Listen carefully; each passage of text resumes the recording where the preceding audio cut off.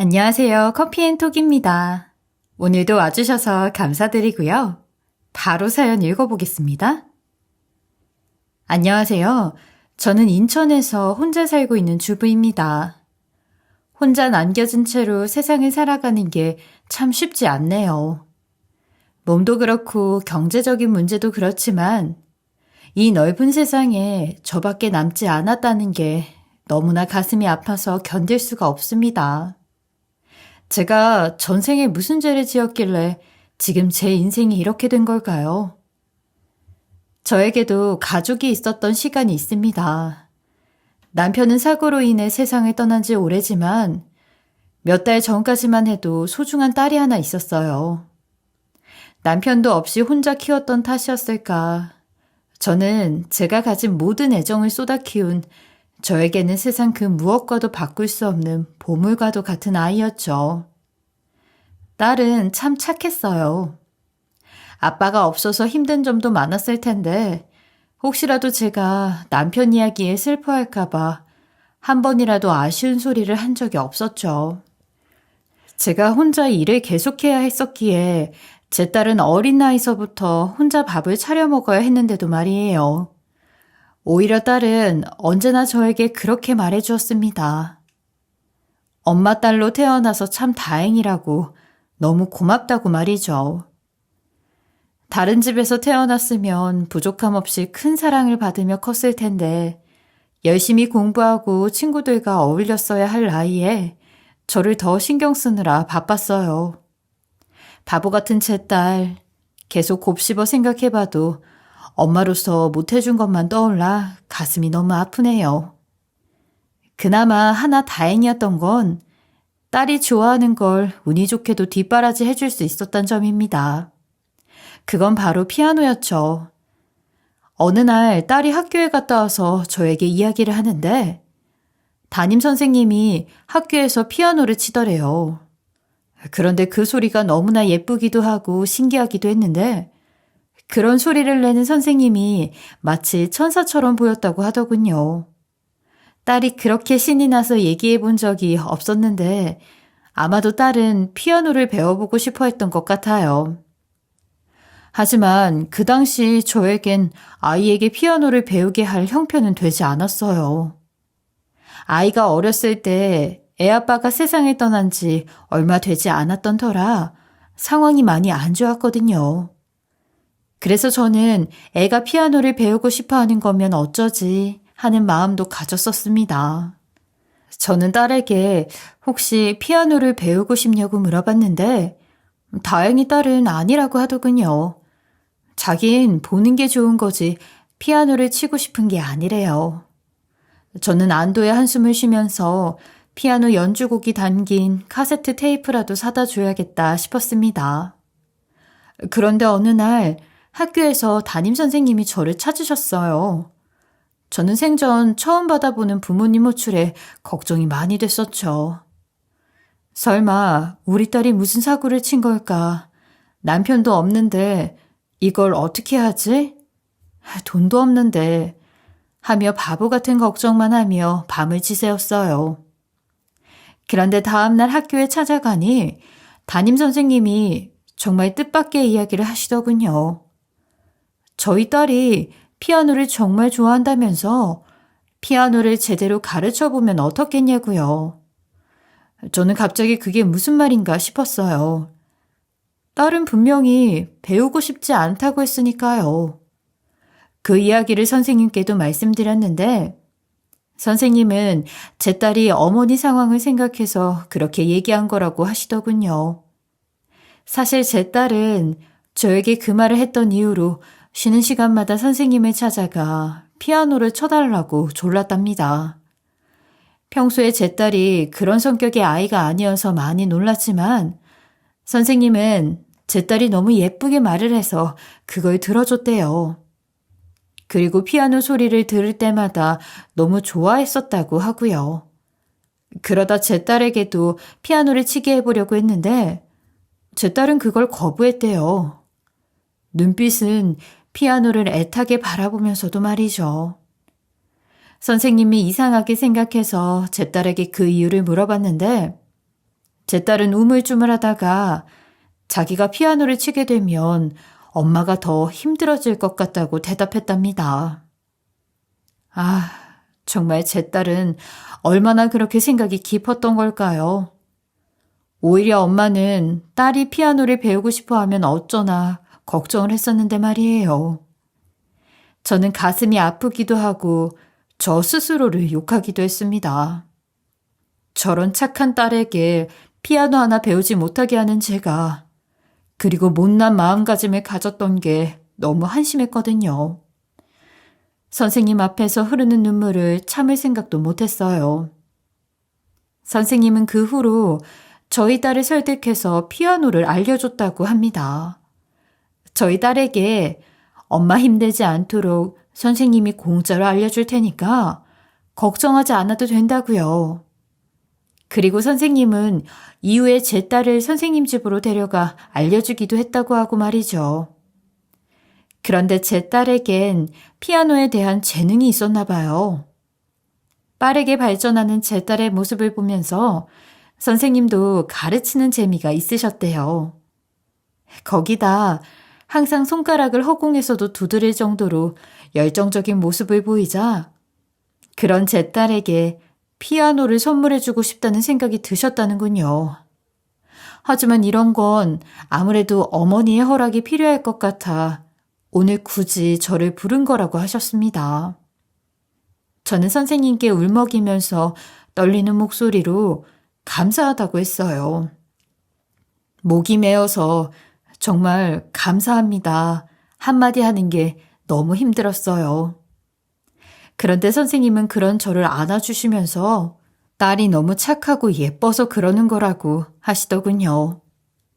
그리고 나중엔 어떻게 될지 모르겠지만 적어도 아이가 초등학교 졸업할 때까진 자신이 알려주겠다고도 하시더군요. 저에게나 제 딸에게나 그 선생님은 정말 은인이었습니다.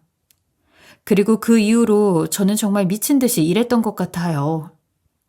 언제까지고 딸이 그 선생님에게만 배울 수는 없을 테니 그때를 대비해서 최대한 돈을 벌자고만 생각을 했습니다. 무슨 일이든 마다하지 않고 잠자는 시간을 빼고는 모두 일을 하려고 했죠. 그리고 선생님께도 이 은혜를 갚아야 한다고 생각했었고요. 그랬던 덕분에 저는 딸이 초등학교를 졸업한 후에는 피아노 학원을 다니게 해줄 수 있었고 딸은 대학까지 피아노를 전공하게 됐습니다. 그리고 딸은 매일 저에게 피아노를 한 곡씩 쳐줬었는데 저는 한 번도 지겨운 적이 없이 날마다 그 소리를 듣는 걸 행복으로 삼아 살았습니다. 여기까지는 힘들었지만 참 행복했던 기억이에요. 이 시절로 돌아갈 수만 있다면, 딸이 지금도 저에게 피아노를 쳐줄 수만 있다면 얼마나 좋을까 매일같이 생각하고 있습니다. 어쨌든 그렇게 행복한 날을 보내던 중 어느 날 갑자기 딸은 저에게 결혼을 하겠다고 하더군요. 아직 대학을 졸업하지도 않았는데 말이에요. 저는 딸에게 그게 갑자기 무슨 소리냐며 심지어 아직 나이도 어린데 무슨 결혼이냐고 했죠. 그리고 도대체 누구랑 결혼을 하겠단 거냐고도 하고요. 그러자 딸은 어떤 남자 직장인에게 피아노 과외를 해주고 있었는데 과외를 하다 보니 연인 관계로 발전을 하게 됐답니다. 그리고 그 사람이 너무 좋기도 하고 그 사람이 빨리 결혼을 원하기도 해서 결혼을 했으면 한다고 하더군요. 전 일단 그럼 그 사람부터 보자고 했어요. 어떤 논팽이가 제 소중한 딸을 꼬드기려고 하는 건지 일단 그 논팽이의 정체부터 하는 게 우선이었으니까요. 허튼 놈이면 다리 몽둥이부터 부러뜨려야겠다고 생각을 했어요. 애초에 대학생에게 결혼하자고 하는 놈이 정상일 리도 없다고 생각했죠. 그런데 딸이 데려온 남자는 생각과는 전혀 다르게 정말 좋은 사람이었습니다. 착하고 성실해 보이기도 했는데 다른 무엇보다도 예의가 무척이나 바르더군요. 보통 다른 사람들이 저희 집이나 절 보면 없는 집인 게 티가 나기 때문에 어느 정도 약간 깔보는 혹은 무시하는 듯한 느낌이 은연중에 나타나곤 하거든요. 그런데 딸이 데려온 남자는 전혀 그렇지가 않았어요. 그래서 결혼을 허락해줘도 괜찮은 게 아닐까 싶은 생각도 들었습니다. 하지만 집안 이야기를 듣고 나니 생각이 다시 바뀌더군요. 그 남자의 집은 저희 집과는 정말 비교도 할 수 없는 어마어마한 부잣집이었어요. 저는 이름만 들으면 알만한 기업의 재벌들만 그렇게 사는 줄 알았는데 그게 아니더라고요. 그 남자가 다니고 있는 직장은 그 남자의 아버지가 운영하는 회사였는데 제가 평생을 벌어야 할 돈을 그 집은 1년도 안 돼서 벌더라고요. 제 딸도 처음엔 그 남자의 집이 그런 줄 모르고 만났대요. 알게 된 건 그 사람의 청혼을 받아들이고 난 이후였고 자기도 그것 때문에 고민이 많이 됐지만 그래도 사랑이 우선이라고 생각한다더군요. 하지만 전 집안 차이가 너무 극심하면 결코 행복할 수 없다고 생각을 해왔던 터라 그 결혼은 절대 허락할 수 없다고 했습니다. 그런 집에 시집을 가면 분명 무시당하고 고생을 할 게 뻔했어요. 그런데 제 딸의 애인은 하루가 멀다 하고 찾아와 결혼을 허락해달라고 하더군요. 제 딸이 아니면 평생 결혼을 하고 싶은 생각이 들지 않을 정도로 너무 사랑한다고 말이에요. 거기다가 나중에는 그 집 부모님까지 저를 찾아왔어요. 말을 들어보니 원래 자기 아들은 좋은 집안과 혼인을 맺게 하려고 했었대요. 그런데 아들이 아무리 중매를 서줘도 그 누구와도 결혼할 생각이 없어서 걱정이 컸다고 하더군요. 그런데 그런 아들이 어느 날 결혼하고 싶다는 사람을 갑자기 데려왔다더군요. 누군가 봤는데 처음엔 집안 이야기를 듣고 자기들도 좀 탐탁지 않아 했대요. 그런데 보면 볼수록 너무 착하고 바르게 컸다는 생각이 들어서 결혼을 시키고 싶어졌다고 합니다. 무엇보다도 둘이 너무 좋다고 하는데 어쩌겠냐고요. 그리고 제가 걱정하는 일이 무엇인지 알고 있다고 그럴 일은 절대 없게끔 하겠다며 저를 설득하시더군요. 사돈 어른들이 그런 말들을 하시는데 생각보다 악독해 보이진 않았어요. 아마 제가 드라마에서나 봤던 부잣집을 너무 생각했었던 것 같습니다. 전 결국 결혼을 허락했고 이왕 결혼하는 거 딸이 잘 살길 바랐어요. 그리고 집안 차이의 문제만 없다면 경제적으로도 걱정 없이 살 수 있을 테니 원하는 꿈도 이루면서 살 수 있을 거라 생각했죠. 실제로 결혼을 한 이후 제 딸은 행복해 보였어요. 그리고 저에게도 더 잘했어요. 매일 하루도 빠짐없이 저에게 전화를 하는 것은 물론이고 일주일에 한 번씩 찾아와 장도 같이 봐주더군요. 장도 제 돈으로 본 적 없을 정도고요. 제가 이러면 사위가 싫어할 거다. 전화도 적당히 하고 장도 제 돈으로 보겠다고 해도 딸은 혼자 사는 엄마 챙기는 걸 싫어하는 사위라면 벌써 이혼하고도 남았을 거라고 하더군요. 제 딸 말대로 사위는 그런 걸 전혀 개의치 않았어요. 오히려 이따금씩 딸과 함께 와서 제가 먹을 장을 같이 봐주더군요. 어머님이 몸도 안 좋으신데 더 좋은 거 드시라면서 오히려 비싼 걸 사기까지 하면서 말이에요. 저는 그 당시에는 그런 생활이 좋기도 했지만 한편으로는 어딘가 걱정되는 마음도 생겼어요.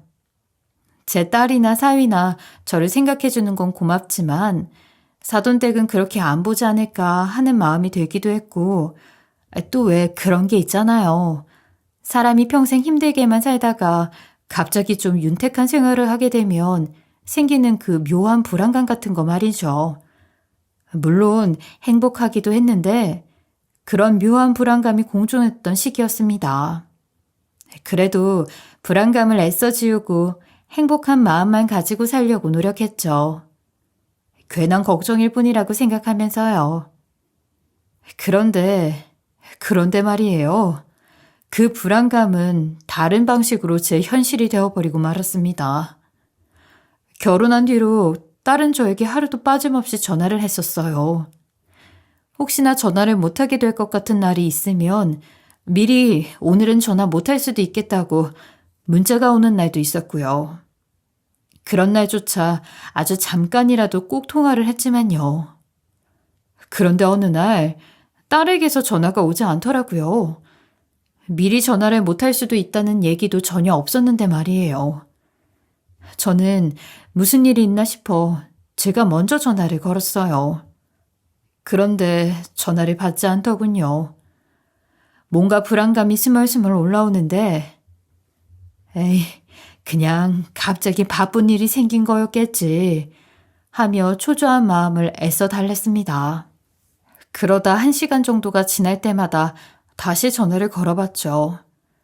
그렇게 한 통, 두 통, 점점 전화를 거는 주기도 빨라졌었고 간신히 가라앉히고 있던 불안감은 더없이 커져가고 있었어요.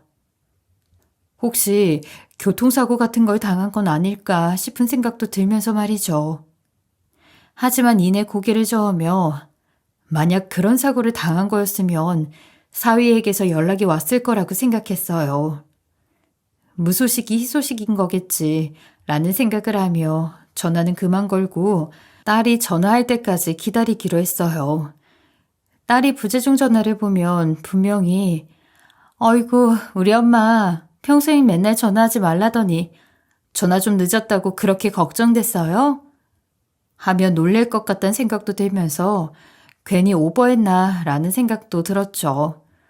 그렇게 1시간 정도를 기다렸는데 드디어 기다리던 핸드폰이 울리더군요. 그런데 전화가 온 것은 제가 기다렸던 딸이 아닌 사위의 전화였습니다. 핸드폰에 뜬 예쁜 사위라는 글씨를 보니 가슴이 콩닥콩닥 뛰기 시작했어요. 뭔가 이 전화를 받으면 안 좋은 일이 생길 것 같다는 생각이 들었어요.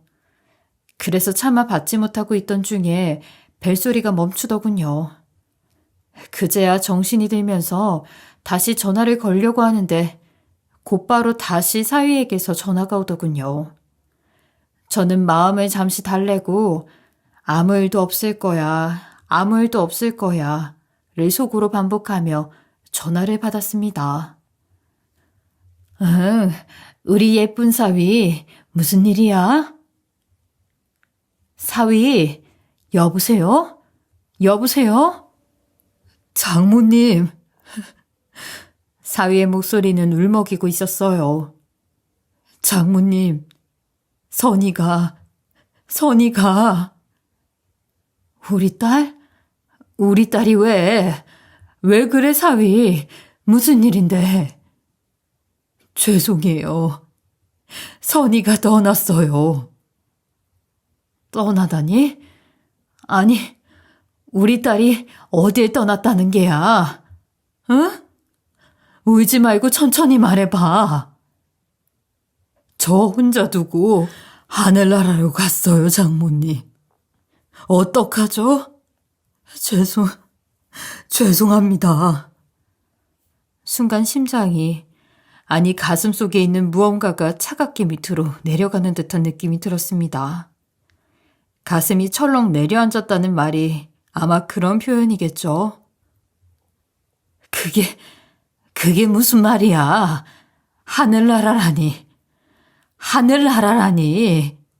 갑자기 왜? 장난치는 거지? 그렇지? 응? 아니, 말을 해. 갑자기 그럴 리가 없잖아. 그렇지? 죄송합니다. 사위의 울먹이는 목소리는 사위의 말이 절대 거짓이 아님을 증명해주는 듯 했습니다. 저는 그때 세상이 노래지더군요. 머리가 어지럽고 핑 돌면서 다리에 힘이 풀렸어요. 그리고 전화기를 떨어뜨린 것까지만 기억이 나네요. 정신이 들었을 땐 사위가 밖에서 문을 두드리는 소리가 들렸어요. 뭔가 안 좋은 꿈을 꾼 듯한 느낌이고 현실 감각이 잘 없었는데 일단 사위가 문을 두드리고 있으니 문을 열어줬죠. 그런데 사위의 얼굴을 보니 사위의 눈은 퉁퉁 부어있는 데다가 눈가엔 눈물이 계속 흐르고 있었어요. 그 모습을 보니 기절하기 전의 상황이 생각났고 그건 꿈이 아니라 현실이었다는 걸 깨닫게 되었죠. 그 후 사위와 저는 한 두어 시간가량을 주저앉아 울었던 것 같아요. 정말 너무나 비통하고 말이 안 되는 일이었어요. 딸이 결혼한 지 5년 만에 유서 한 장 없이 세상을 떠났다니요. 사위도 이유를 전혀 알 수 없다고 했어요. 어제까지만 해도 평범하게 밥을 먹고 웃고 떠들며 이야기를 나눴다고 합니다. 그리고 그날 아침까지만 해도 아무 일도 없었대요. 그런데 퇴근하고 집에 들어가 보니 죄송합니다. 차마 마음이 아파서 자세히 설명드리지 못하겠네요. 경찰 쪽에서는 유서는 없지만 현장을 조사해도 사고나 사건의 경우로 볼 것이 전혀 없다며 그대로 마무리 지었습니다. 그래서 딸의 장례식도 곧바로 치러졌죠. 그런데 딸의 장례식에는 시댁 식구들이 단 한 명도 오지 않더군요. 사위 말로는 다들 해외 출장 중이어서 못 왔다고 하는데 저로서는 도저히 이해가 가지 않았어요. 아무리 해외 출장 중이라고 해도 사람이 죽었는데 그것도 며느리가 세상을 떠났는데 어떻게 아무도 오지 않을 수가 있습니까? 적어도 누구 한 명이라도 대표해서 온다거나 해야 하는 거 아닌가요? 저는 이건 제 딸을 무시하는 거라는 생각이 들었어요. 그래서 사위에게도 화를 냈죠. 지금 그걸 변명이라고 하는 건가? 생각해보게. 자네가 세상을 떠났어도 자네 식구들이 해외 출장이라고 안 오겠나? 다들 바다를 헤엄쳐 오더라도 오지 않겠냐고. 이건 며느리니까 오지 않는 거지 않나. 며느리는 가족도 아니야? 결혼할 땐 내가 걱정하는 일은 절대 없을 거라며 그렇게 말을 했으면서 어떻게 이럴 수가 있나? 죄송합니다, 어머님. 죄송하다는 말씀밖에 드릴 게 없어요. 네, 분명 저도 그렇게 생각합니다만 제가 아무리 말씀을 드려도 해외 출장이라 못 오신다는 말밖에는 안 하셔서 죄송합니다. 저희 집에서 저에겐 아무런 힘이 없어요. 제가 대신 사죄를 드리겠습니다. 제가 할 수 있는 거라곤 이런 것밖에 없어서 죄송합니다. 사위가 저에게 무릎을 꿇고 죄송하다고 비는데 그 모습을 보면서 어떻게 제가 더 뭐라고 하겠나요? 사위는 장례식 내내 계속 눈이 퉁퉁 부은 채로 정신이 나간 것처럼 있었는데 말이죠. 저는 그저 허탈한 마음만 들었어요. 그리고 결혼을 허락했던 그 순간에 제가 너무 원망스러웠죠. 이러려고, 고작 이런 모습을 보려고 제가 결혼을 허락했었나. 그런 이빨린 소리에 왜 넘어갔던 건지, 왜 그렇게 멍청했었냐고 가능만 했다면 제 자신을 붙잡고 따지고 싶었죠. 장례식이 끝난 이후 저는 하루하루를 술로 보냈습니다. 도저히 술을 마시지 않으면 살 수 없을 것 같았어요. 맨정신으로는 딸의 웃는 모습만 떠올라서 도저히 잠이 들지 않더군요. 어쩌다 잠이 들어도 딸이 죽는 장면이 꿈에서 나오는 악몽만 지속됐어요. 그런 저를 달래주는 건 오로지 술뿐이었죠. 한동안 그런 제가 걱정됐는지 사위는 자주 찾아왔어요. 그런데 어느 날 이제 더는 찾아오지 못한다고 하더군요. 해외로 발령을 받아 앞으로는 그곳에서 근무하게 될 거래요. 자신은 아내를 잃은 지 얼마나 됐다고 이곳에서 떠나려고 하느냐며 거부했으나 집에서 반강제적으로 명령을 한 것이라 거역할 수 없다고 하더군요. 참 대단한 사람들이란 생각이 들었어요. 사위는 그렇게 미국으로 떠났어요. 하지만 그럼에도 저는 혼자서 계속 술과 함께 하루하루를 보냈습니다. 술을 먹고 토하다 쓰러지는 날도 있었고요. 그저 딸과의 소중한 추억을 안주 삼아 미친년처럼 계속 술을 마셨습니다. 그런데 그렇게 딸과의 추억을 회상하던 중 기억이 하나 퍼뜩 떠오르더군요.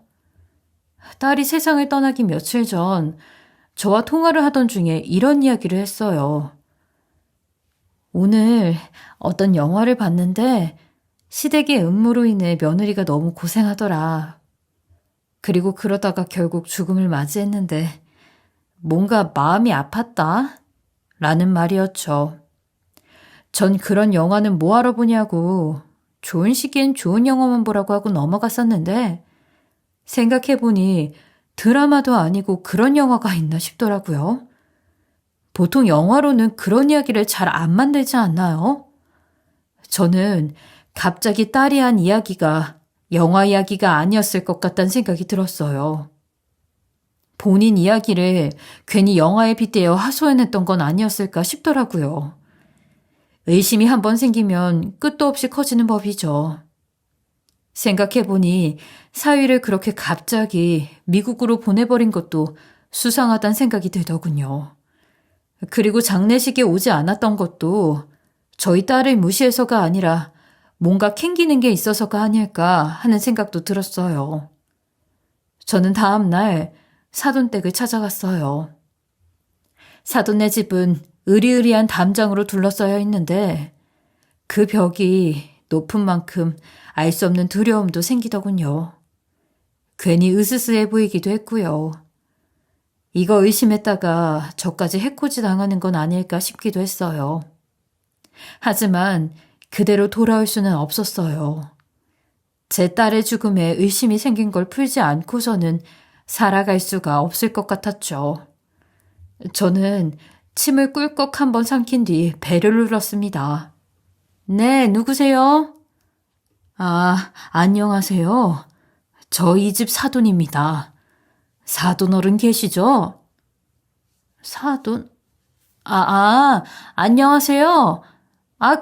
지금 안주인이 안 계신데, 혹시 다음에 다시 오시겠어요? 아, 그래요? 혹시 돌아오시는데 오래 걸리시나요? 아, 네, 그럴 거예요. 오늘 안 돌아오실지도 모르고, 다음에 다시 오세요. 하지만 저는 거기서 돌아갈 수는 없었습니다. 오늘 늦게라도 오신다면 그때 이야기를 꼭 나누고 싶었어요. 그래서 저는 그 집 앞에서 그저 하염없이 기다려보기로 했죠. 그런데 그 후 3시간이 지났을 무렵 그 집 대문이 열리더군요. 저는 도우미분이 장이라도 보러 가는 건가 싶었는데 대문에서 나온 사람은 도우미 아주머니가 아니라 안사돈이었어요. 저는 그 모습을 보자 화가 나더군요. 분명 집에는 없다고 했었으니까요. 사돈, 집에 없으시다더니 이게 어떻게 된 겁니까? 아니 사돈, 집에 안 가셨어요? 밤늦게라도 꼭 보고 가고 싶어서 기다렸어요. 장례식에도 코빼기 하나 안 비추더니 저까지 이렇게 무시를 하시는 겁니까?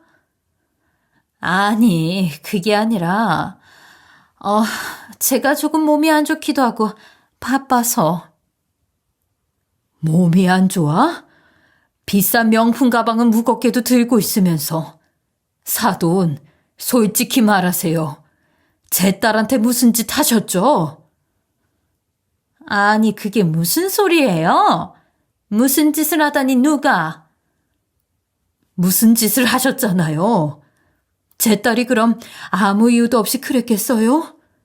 장례식도 그렇고 지금 피하는 것도 그렇고 뻔하잖아요. 듣자 하니까 지금 사람을 심하는 거예요? 참나, 기가 막혀서. 기막히고 자시고 간에 빨리 사실대로 말하세요. 사실대로 말씀하시라고요. 아니 이게 지금 누굴 잡고 이거 안 나요? 좋게 말로 할 때 놓으세요. 놓으라고. 아니 미친년이 딸을 잃고 돌아버렸나. 천한기 감히 누구 팔을 잡아? 그년도 기껏 결혼시켜줬더니 그렇게 죽어버리고 우리 집에 피해나 주고 말이야. 이제 내 밑까지 와서 날 괴롭혀? 저리 안 꺼져? 꺼지라고! 사돈은 그렇게 말을 하며 저를 힘껏 밀어버렸습니다. 저는 넘어졌지만 방금 전 사돈의 말에 너무 화가 나서 아픔도 있고 사돈을 다시 붙잡았죠. 지금 뭐라고? 내 딸한테 지금 그게 할 말이야? 죽어서 너네 집에 피해를 줬다고? 이런 짐승만도 못한? 어쭈, 이게 날 또 잡아? 이거 안 놔? 놔! 사돈은 또 저를 밀어내려 했지만 이번에 전 사돈의 팔을 절대 놓지 않았어요. 제 딸의 죽음을 그렇게 하찮게 얘기하니 분노가 너무 차올라 그저 입을 꾹 다물고 사돈을 노려봤죠. 그러자 사돈은 밀려고 해도 제가 놓지 않자 안 되겠는지 저에게 손을 올리더군요. 짝 하는 소리가 제 뇌 속을 울리는 듯 했습니다. 그런데 그 소리보다도 그 다음에 하는 사돈의 말에 저는 더 놀랐어요. 야, 네 딸년이 우리 집에 와서 무슨 짓거리를 했는지 알아? 이거 들으면 아주 기겁을 할 텐데. 네 딸년 아주 어마어마한 짓을 해서 깜빵에 들어갈 뻔했어. 너 그거나 알고 떠들어야지. 지가 한 죄가 있으니 그거 무서워서 스스로 생을 마감했는데 어디서 나 두껍게 네가 내 앞에 나타나? 그래놓고 나를 의심해? 기가 막혀서 모녀가 쌍으로 또라이 아니야 이거. 너 네 딸년 죄값 대신 받을 거 아니면 당장 꺼져. 그리고 그렇게 네 딸년이 보고 싶으면 여기 오지 말고 너도 같이 따라가던가. 왜 여기서 지랄이야 지랄이? 어휴. 그게 무슨 소리야. 우리 딸이 죄를 지었다니. 그게 무서워서 죽은 거라니. 그게 무슨 말이냐고. 당장 설명 안 해? 너 우리 딸이 왜 죽은지 알고 있다는 거지? 아휴, 이 진상년. 그래, 그렇게 원하면 말해줄게. 네 딸년이 왜 죽은 건지. 사돈의 말은 이랬습니다. 제 딸이 시댁회사에서 20억 가까이 횡령을 했고 그걸 안사돈이 알게 되면서 죗값 달게 받으라고 고소를 했는데 제 딸은 그 이후의 상황이 무서워서 못 견디고 생을 마감했을 거라는 거였어요. 그러면서 고소한 자료와 횡령한 증거들을 보여주는데 사돈의 말은 사실이었습니다. 사돈은 우리 딸이 저한테 사줬던 것들도 다 횡령한 돈으로 사준 거라며 저도 공범이나 다름없으니 저까지 고소해 주냐는 소리를 하더군요. 그리고 죽을 때까지 돈 갚을 생각이나 하라고 한 뒤 그대로 떠났어요. 저는 그 사실을 알고 난 뒤 너무 괴로웠어요. 그렇게 착했던 제 딸이 왜 그런 짓을 했을까? 혹시 어렸을 때 가난했던 게 알고 보니 너무 한이 됐던 걸까 싶었습니다. 그건 역시 못난 저 때문이라는 생각이 들어 저는 마음이 너무 아프기도 해서 다시 술로 하루하루를 달래며 보내게 됐죠. 그러던 중 저는 사위가 생각이 나 사위에게 연락을 하기로 했어요. 사위에게 사과를 해야겠다는 생각이 들더군요. 그리고 지금 사위가 이 사실을 알고 있는지 아닌지도 궁금했죠. 모른다면 이 사실에 대해서 알려주고 사과를 한 뒤 제 딸이 횡령했다는 돈들 죽는 날까지 갚아나가겠다고 하려고 했습니다. 그런데 사위는 미국에 있어 시간대가 안 맞은 건지 전화를 받지 않더군요. 그래서 문자를 남겨놨더니 며칠 뒤에야 전화가 오더군요. 안녕하세요, 장모님. 저기 있잖아. 내가 남긴 문자 내용 봤지? 그거 말인데. 제가 일단 문자 이야기를 하며 사과부터 하려던 찰나 사위는 제 말을 듣기도 전에 몇 월 며칠 몇 시에 사돈댁으로 오라고 하고선 전화를 그냥 끊어버리더군요. 저는 사위의 행동을 보고 사실을 알고 나서 화가 많이 났구나 싶었습니다.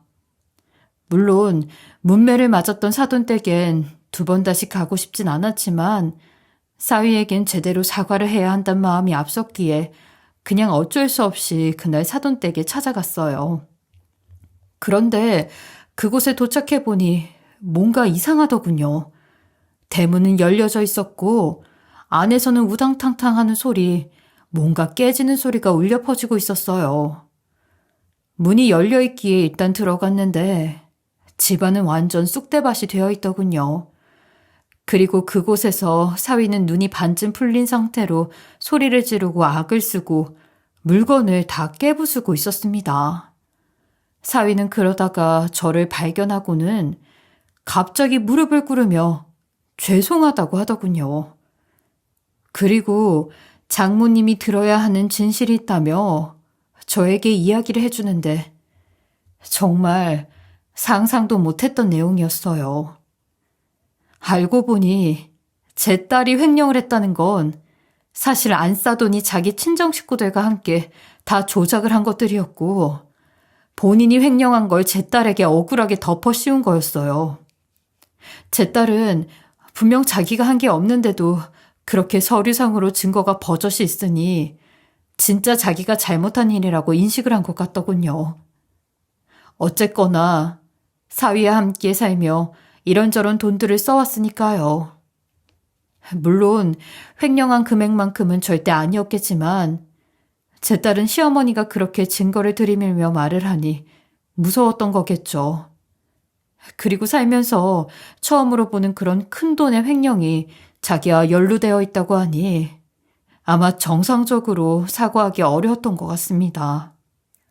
사위는 저번에 안싸돈이 저에게 보여줬던 서류가 어떻게 조작된 것인지를 하나하나 알려주더군요. 그리고 횡령됐던 돈이 빠져나간 계좌를 본인이 직접 뒷조사를 해보고 나온 결과가 바로 본인의 어머니와 어머니 집안 사람들이었답니다.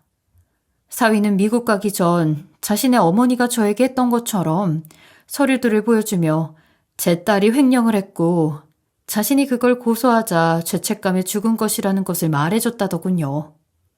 그러니 그런 년은 잊고 미국 가서 잘 살라고요. 하지만 사위는 도저히 그게 믿기지 않았대요. 거기다 자신을 급하게 미국으로 보내는 것도 수상해서 뒷조사를 해봤는데 안싸돈의 말이 다 거짓이었다는 걸 알게 됐다군요. 그리고 한국에 돌아와서 횡령했던 돈에 대한 실제 자료들을 들이밀며 어머니를 협박하자 어머니는 결국 사실대로 불었다고 하고요. 그 후 사위는 안싸돈이 저에게 사과를 하게끔 했습니다. 정확히는 사죄를 하며 빌라고 했죠. 안싸돈은 정말 잘못했다고 설마 정말 죽음까지 선택할 줄은 몰랐다며 빌더군요. 어쨌든 제 딸은 사돈 어르신이 예뻐하고 있었으니 적당히 사건은 묻어버리고 그냥 쫓아내는 정도로만 끝날 줄 알았대요. 그 소리를 듣는데 피가 거꾸로 솟는 듯 했습니다.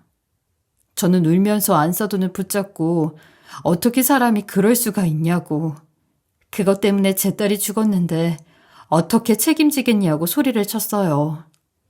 그래놓고 이전에 찾아갔을 때 저에게 뭐라고 했었냐고 따지면서요.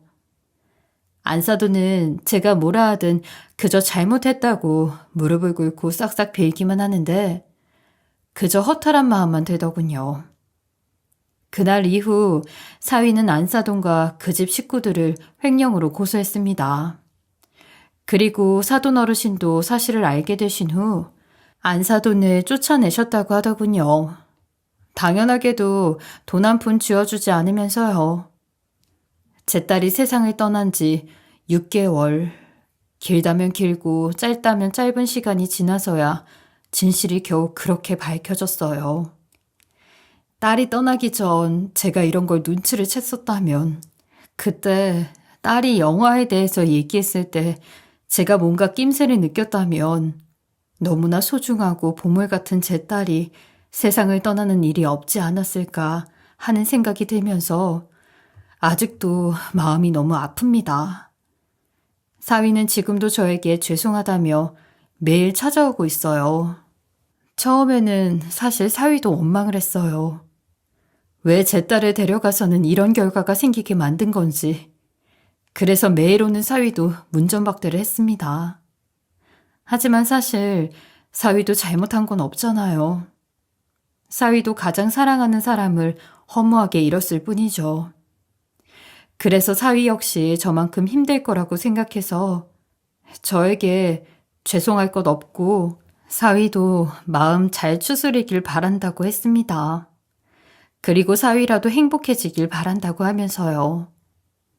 저는 집에 남아있는 딸이 치던 피아노를 보면 언제라도 딸이 돌아와서 피아노를 예전처럼 쳐주지 않을까, 그때 행복했던 날들이 다시 돌아오지는 않을까 하는 생각이 들어 마음이 아프곤 합니다. 하지만 그래도 이전처럼 술로 하루하루를 달래고 있진 않아요. 그런 제 모습을 보면 하늘에서 제 딸이 슬퍼할 것 같아서요. 열심히 살아야죠. 세상을 떠난 딸의 몫까지 힘들어도 웃으면서 살려고 합니다. 제 한풀이를 들어주셔서 감사하고요. 모두 행복한 삶을 살아가시길 바랄게요. 지금까지 커피앤톡이었습니다. 오늘도 끝까지 함께 해주셔서 감사하고요. 저는 다음 영상으로 또 찾아뵙겠습니다.